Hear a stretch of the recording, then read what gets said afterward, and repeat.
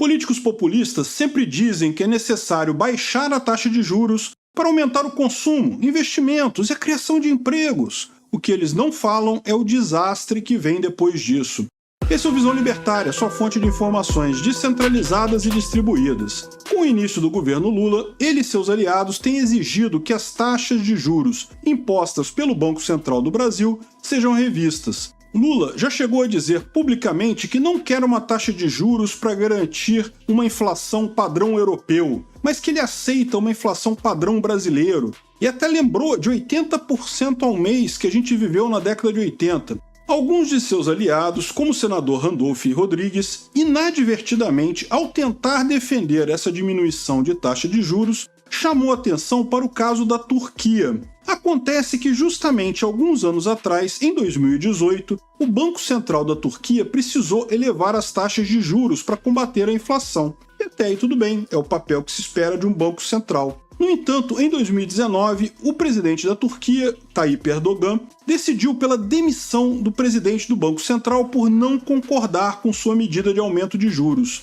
Como Tayyip Erdogan, o presidente da Turquia, não entende de economia ou estava mal intencionado, ele alegou que as taxas altas de juros eram a causa da inflação. Erdogan ainda chegou a revelar que, em várias reuniões, havia pedido pela diminuição de juros no país. Em 2020, o novo presidente do Banco Central turco iria, de forma obediente, seguir as novas ordens de Erdogan e reduzir as taxas de juros, que eram de 25% e caíram para 8%. Com os novos juros mais baixos do que o necessário para combater a inflação, surgiu a necessidade de desvalorizar a moeda. A fim de conter essas pressões de desvalorização da moeda, o presidente do Banco Central turco decidiu vender suas reservas em dinheiro, que caíram pela metade. A queima de reservas foi tão intensa que aqui no Brasil seria o equivalente a vender 160 bilhões de dólares apenas para manter o poder de compra atual do real. No entanto, a realidade sempre chega e lutar contra as leis da economia não funciona por muito tempo. No final de 2021,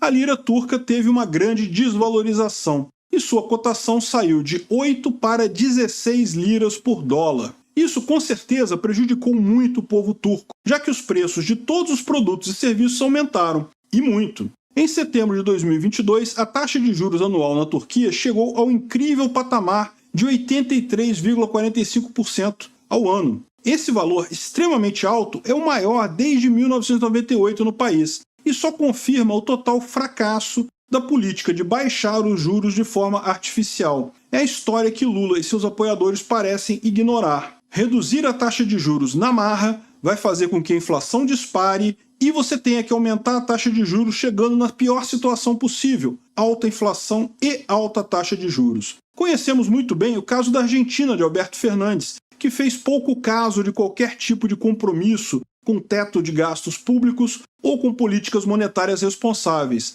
De acordo com o Instituto Nacional de Estatística e Censos, o INDEC, a Argentina chegou a 94,8% de inflação em 2022, o que é devastador para a economia. A população empobrece, comércios quebram e investimentos se tornam inviáveis, enquanto a elite estatal reajusta o próprio salário acima da inflação na base da canetada. O verdadeiro problema em todos esses casos é que o Banco Central não deixa de ser um instrumento do Estado para manipular não só os juros, mas toda a economia. Isso leva a um planejamento centralizado das políticas monetárias e fiscais, e é uma grande ameaça ao livre mercado e à segurança econômica de toda a população. Não entenda mal, ter um Banco Central técnico que segue as regras é melhor do que ter um Banco Central político, mas em ambos os casos é um problema. Políticos populistas que só pensam em crescimentos artificiais de curto prazo irão abusar da possibilidade de baixar os juros para criar uma falsa aparência de que a economia está melhorando.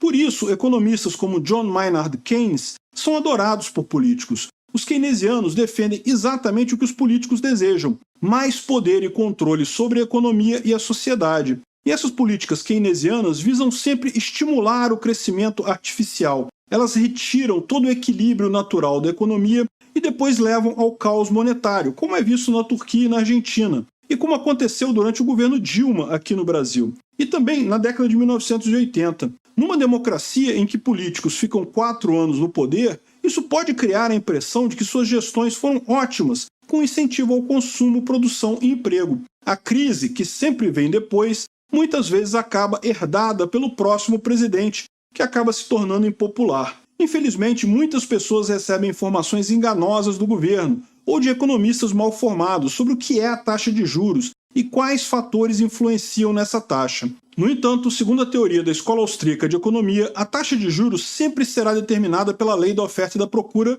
pelo dinheiro. Assim, numa sociedade de livre mercado, sem o intervencionismo do governo, a taxa de juros representa apenas o custo de se obter dinheiro emprestado e reflete as expectativas dos indivíduos quanto ao futuro. Quando as pessoas já esperam um futuro imprevisível e difícil, a taxa de juros tende a ser mais alta porque os credores exigem uma compensação maior pelo risco. Por outro lado, quando as pessoas esperam um futuro mais previsível, essa taxa tende a ser mais baixa, já que os credores estão pouco preocupados com o risco de se emprestar dinheiro. Os economistas da escola austríaca, como Mises e Hayek, desenvolveram a teoria dos ciclos econômicos. Eles escreveram que esses ciclos são agravados pela intervenção do governo na economia, sobretudo através da manipulação da taxa de juros e pela prática da expansão do crédito. Essas políticas governamentais distorcem a natural alocação de recursos no mercado e amplificam os erros de avaliação dos empresários. Ainda segundo a teoria dos ciclos econômicos,